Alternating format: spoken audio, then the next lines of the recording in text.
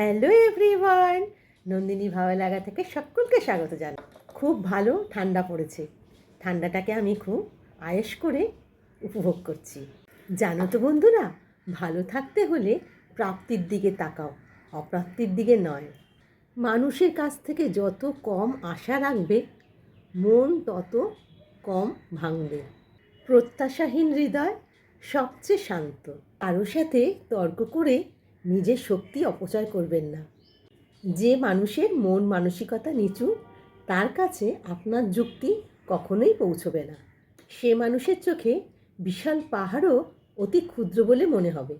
তাই এমন মানুষের সাথে তর্ক করুন যার কাছ থেকে আপনি কিছু শিখতে পারেন।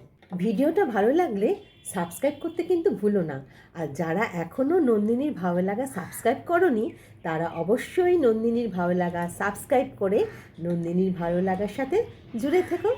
নমস্কার, সবাই ভালো থাকবেন।